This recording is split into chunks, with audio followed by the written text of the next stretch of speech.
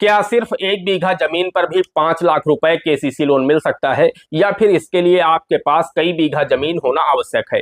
आज के इस वीडियो में मैं आपको बताऊंगा कि 5 लाख रुपए केसीसी लोन प्राप्त करने के लिए आपके पास कम से कम कितनी जमीन होना आवश्यक है। नमस्कार दोस्तों, मेरा नाम है दीपक शुक्ला। आप देख रहे हैं हमारा YouTube channel A to Z banking information. साथियों, अगर आप एक किसान हैं और आप 5 लाख रुपए तक का केसीसी लोन प्राप्त करना चाहते हैं तो सबसे बड़ा सवाल आपके मन में यही होता है कि मेरे पास कितनी जमीन हो तो मुझे 5 लाख रुपए का केसीसी लोन मिल जाए। तो आज के इस वीडियो में आपका ये डाउट दूर करने वाला हूं। बहुत सारे लोगों के मन में ये डाउट रहता है, बहुत सारे लोग ये सोचते रहते हैं कि बैंक ने एक क्षेत्रफल निश्चित किया होगा, अगर मेरे पास उतने क्षेत्रफल जमीन होगी तो मुझे 5 लाख रुपए का केसीसी लोन मिल जाएगा। जबकि जो सच्चाई है, जो हकीकत है, वो इससे बिल्कुल अलग है।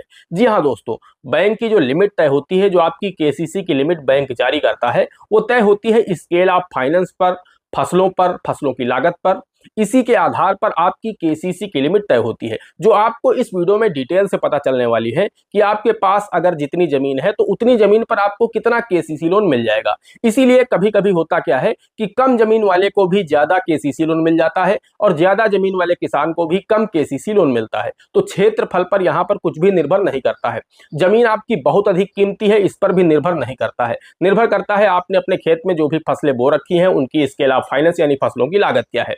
सब कुछ इस वीडियो में हम आपको विस्तार से बताने वाले हैं। तो आज के वीडियो में आपको पता चलने वाला है कि आपको अगर 5 लाख रुपए का केसीसी लोन चाहिए तो आपके पास कम से कम कितनी जमीन होना आवश्यक है, 5 लाख रुपए पर आपको कितने प्रतिशत ब्याज वार्षिक देना होता है, किन किसानों को 5 लाख रुपए तक का केसीसी लोन आसानी से मिल सकता है, इसमें कौन कौन से डॉक्यूमेंट लगते हैं, और अगर आप घर बैठे अपनी लिमिट निकालना चाहते हैं तो उसका हम आपको बिल्कुल उदाहरण के माध्यम से बिल्कुल सरल तरीके से समझाएंगे, ताकि आपके पास जितनी जमीन है आप घर बैठे 2 मिनट में निकाल पाए कि आपको बैंक कितना केसीसी लोन देगा। यानी आपको शाखा प्रबंधक से मिन्नत करने की आवश्यकता नहीं है, हाथ जोड़ने की आवश्यकता नहीं कि महोदय मुझे इतना केसीसी लोन आप दे दीजिए।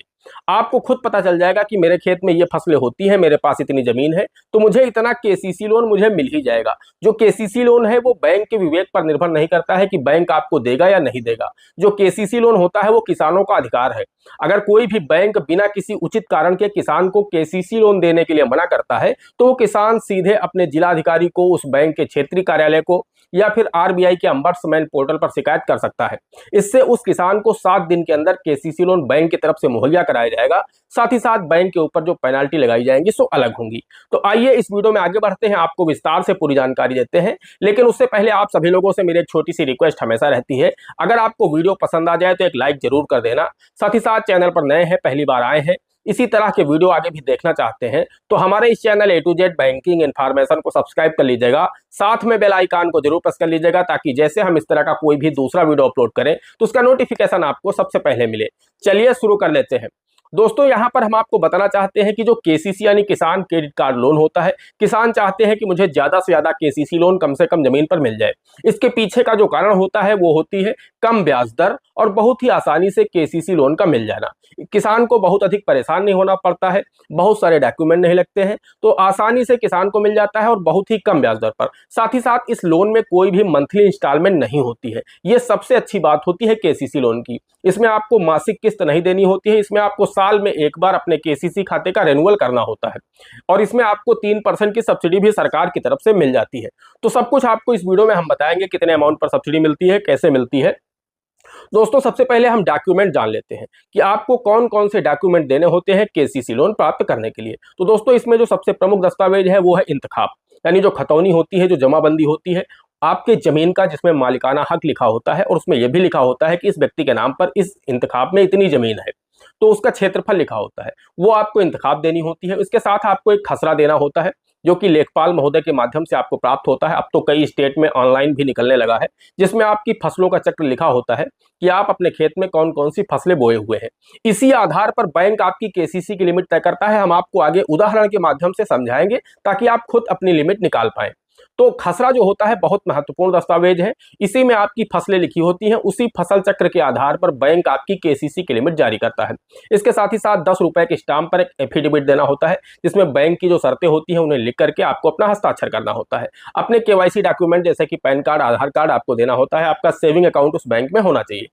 अब हम बात कर लेते हैं, अगर ये डॉक्यूमेंट आपके पास है, इसके साथ ही साथ बैंक एक 12 साला बनवाता है, जो कि बैंक के पैनल के वकील होते हैं, उनके माध्यम से तैयार कराया जाता है, और उसका जो चार्ज होता है वो भी आपको ही देना होता है। तो या तो आप पहले नगद में दे दीजिए उनको, या फिर जब आपका केसीसी लोन स्वीकृत हो जाए तो आपके उसी केसीसी खाते से पैसा काट करके जो एडवोकेट होते हैं बैंक के पैनल के, उनके खाते में वो पैसा क्रेडिट कर दिया जाता है। अब दोस्तों हम बात कर लेते हैं कि केसीसी की लिमिट किस आधार पर तय की जाती है, कैसे निकाली जाती है केसीसी की लिमिट।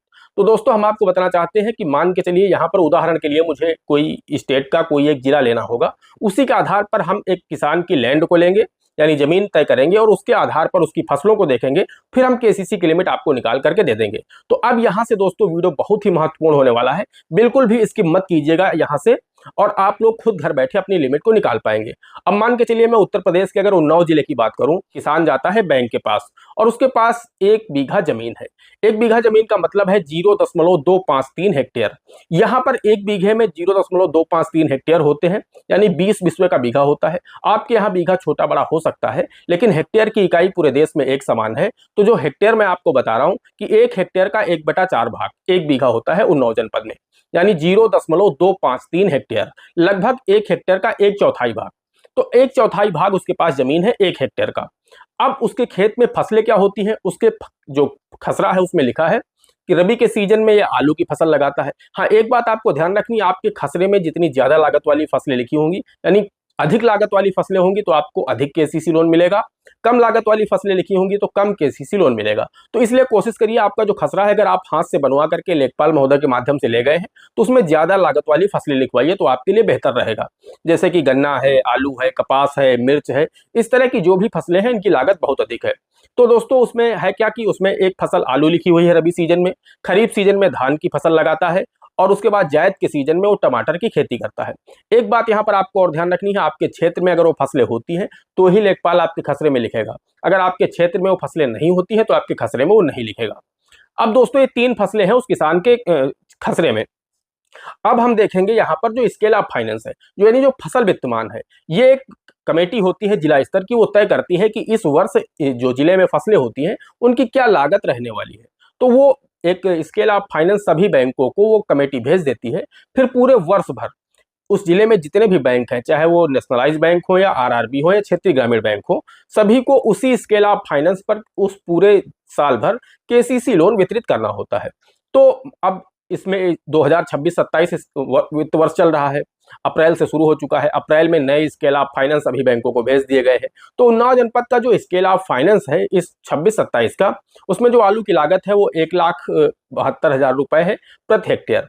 1,72,000 रुपए प्रति हेक्टेयर आलू यानी पोटैटो की लागत है, प्रति हेक्टेयर की मैं बात कर रहा हूँ। और उसके बाद धान की लागत की बात करें तो 71,000 रुपए प्रति हेक्टेयर लागत है धान की। और उसके साथ टमाटर की अगर हम बात करें तो 1,12,000 रुपए प्रति हेक्टेयर लागत है टमाटर की। तो इन तीनों को अगर आप जोड़ लेंगे दोस्तों तो लगभग 3,55,000 निकल करके आ जाएंगे। जी हाँ, किसान के पास अभी तो मैंने ये नहीं निकाला है, अभी मैं आपको बताऊंगा कि 1 बीघे का आप कैसे निकालेंगे। अभी मैं सिर्फ 1 हेक्टेयर की निकाल रहा हूँ। तो 1 हेक्टेयर में इन तीनों को आपने जोड़ा, आलू, धान, टमाटर, तो 3,55,000 रुपए हो गए। अब इसमें 10% बैंक देता है आपको घरेलू उपभोग के लिए, फिर 20% आपको देता है फसलों की भंडारण के लिए, रख रखाव के लिए। तो इसका 3,55,000 का आप जब निकालेंगे 10%, तो लगभग ये आ जाएगा 35,000, और उसके बाद 20% हो जाएगा 70,000। अब इन तीनों को अगर आप जोड़ देंगे, आप 10%, 20% और 3,55,000, इन तीनों को जब आप जोड़ेंगे तो अमाउंट हो जाएगा 4,60,000 रुपए। तो ये 4,60,000 रुपए पहले साल की केसीसी की लिमिट 1 हेक्टेयर के निकल करके आपके सामने आ चुकी है। अब दोस्तों आप सभी को पता है कि केसीसी की जो लिमिट है वो 5 सालों के लिए जारी की जाती है, तो ये 10% प्रतिवर्ष इंक्रीज होती है। आप जैसे ही केसीसी का रेन्युअल करेंगे आपकी लिमिट 10% बढ़ जाएगी। तो पहले साल अगर आपकी लिमिट 4,60,000 है तो अगले साल फिर आपकी लिमिट 46,000 रुपए बढ़ जाएगी। तो इस तरह से करके 10% प्रति वर्ष आपकी लिमिट बढ़ती जाएगी। तो अब यहाँ पर 4,60,000 रुपए लिमिट निकल करके आ चुकी है पहले साल की, जिसके पास 1 हेक्टेयर जमीन है और जो 3 फसलें अपने खेत में लेता है। अब उस किसान के पास तो सिर्फ 1 बीघा जमीन है, यानी 1/4 भाग है। तो 1/4 भाग अगर उसके पास जमीन है तो उसे मिल जाएंगे 1,15,000 रुपए पहले साल। दूसरे साल की बात करें तो 10% बढ़ेगी, लगभग 1,26,000 हो जाएगी। उसके बाद फिर 10% बढ़ेगी, ये लगभग 1,38,000 हो जाएगी। तो इस तरह से करके उसकी जो फाइनल ईयर की लिमिट जाएगी वो 1.5 लाख रुपए को क्रॉस कर जाएगी। यानी उसे 5वें साल, जिसके पास 1 बीघा जमीन है, उसे 1.5 लाख रुपए मिल जाएंगे केसीसी स्कीम के माध्यम से। वहीं अगर 1 हेक्टेयर की हम बात करें तो 1 हेक्टेयर में उस किसान को 5वें साल मिल जाएंगे लगभग 6,65,000 रुपए। तो वो 6,65,000 रुपए प्राप्त कर सकता है अपने 1 हेक्टेयर जमीन पर केसीसी स्कीम के माध्यम से। तो यहाँ पर आप लोगों को एक बात समझना होगा कि अगर आपके खसरे में ज्यादा लागत वाली फसलें लिखी होंगी तो आपको ज्यादा केसीसी लोन मिलेगा। आपके खसरे में कम लागत वाली फसलें लिखी होंगी, जैसे कि सरसों लिखा हो, उर्द लिखा है, मूंग लिखा है, या इस तरह की ज्वार है, बाजरा है, कि अगर कम लागत वाली फसलें आपके खसरे में लिखी हुई हैं तो आपको निश्चित रूप से कम केसीसी लोन मिलेगा। तो यहाँ पर है क्या कि अगर आपके खसरे में ज्यादा लागत वाली फसलें हैं, आपके पास जमीन कम है, तो भी आपको ज्यादा केसीसी लोन मिल जाएगा। वही अगर आपके पास जमीन अधिक है लेकिन आपके खसरे में बहुत कम लागत वाली फसलें लिखी हुई हैं तो भी आपको 5 लाख केसीसी लोन नहीं मिल पाएगा। तो यहाँ पर बैंकों की तरफ से कोई क्षेत्रफल निश्चित नहीं है 5 लाख रुपए केसीसी लोन प्राप्त करने के लिए। डिपेंड करता है कि आपके जिले में जो फसलें होती हैं उनकी लागत क्या है और आपके जिले में कौन कौन सी फसलें होती हैं।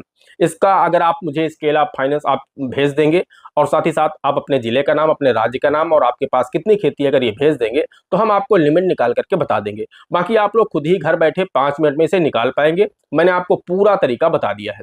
तो मैं उन्नाव जनपद की अगर बात कर रहा हूं तो यहाँ पर अगर किसी किसान को 5 लाख रुपए पहले साल चाहिए केसीसी लोन तो उसके पास कम से कम 5 बीघे जमीन होनी चाहिए, यानी 1 हेक्टेयर से ऊपर जमीन होनी चाहिए, तभी उसे पहले साल 5 लाख रुपए का केसीसी लोन मिल पाएगा। यानी 1 हेक्टेयर से कुछ अधिक जमीन अगर उसके पास है तो उसे 5 लाख रुपए पहले साल मिल जाएंगे। वही 5वें साल फिर उसे लगभग 7-7.5 लाख रुपए का केसीसी लोन मिल जाएगा। वहीं अगर उसे 5वें साल 5 लाख की आवश्यकता है तो फिर उसके पास अगर 1 हेक्टेयर से जमीन कम भी होगी, यानी 3 बीघे भी जमीन होगी, तो भी उसे 5 लाख 5वें साल केसीसी लोन मिल जाएगा। तो दोस्तों ये डिपेंड करता है कि आपके यहाँ कौन सी फसलें होती हैं, फसलों की लागत क्या है। कोई बैंकों की तरफ से क्षेत्रफल निश्चित नहीं है कि आपको कितनी जमीन पर कितना केसीसी लोन मिलेगा। बाकी अगर 5 लाख यहाँ के किसान को चाहिए तो उसके पास लगभग 1.25 हेक्टेयर जमीन होगी तो उसे 5 लाख रुपए का केसीसी लोन मिल जाएगा। बाकी आपके यहाँ कौन सी फसलें होती हैं, उनकी लागत क्या है, उस आधार पर आप देखेंगे तो आपको पता चल जाएगा कि आपको 5 लाख रुपए का केसीसी लोन कितनी जमीन पर मिल सकता है। बाकी अगर हम रेट ऑफ इंटरेस्ट की बात करें तो रुपए 3 लाख तक का केसीसी लोन आपको 4% की वार्षिक ब्याज दर पर दिया जाता है। लगता ब्याज 7% है। जो किसान समय से अदायगी करते हैं उन्हें 3% की सब्सिडी सरकार की तरफ से दी जाती है, तो उन्हें 4% पर यह लोन मुहैया हो जाता है। वहीं 3 लाख के ऊपर जो भी लोन विड्रॉल करते हैं उसकी जो रेट ऑफ इंटरेस्ट है वो 10.5% वार्षिक होती है। अब बात करें कि किन किसानों को यह लोन मिल सकता है, तो देश का कोई भी किसान केसीसी लोन के लिए आवेदन कर सकता है जिसके नाम पर भी कृषि योग्य भूमि है। वो अपने क्षेत्र के क्षेत्रीय ग्रामीण बैंक या फिर सरकारी बैंक में जाकर के केसीसी लोन का आवेदन कर सकता है। बिना किसी परेशानी के उसे बहुत ही आसानी से केसीसी लोन मिल जाता है। साथियों, आप लोगों से एक रिक्वेस्ट है, आप अपने स्टेट और अपने जिले का नाम जरूर लिखिएगा कि आप किस राज्य के किस जिले से हमारा यह वीडियो देख रहे हैं, हमारा वीडियो कहां तक पहुंच रहा है। दोस्तों, आज के वीडियो में इतना ही। मिलते हैं अगले वीडियो में किसी अगले इंटरेस्टिंग टॉपिक के साथ। तब तक के लिए जय हिंद, जय भारत।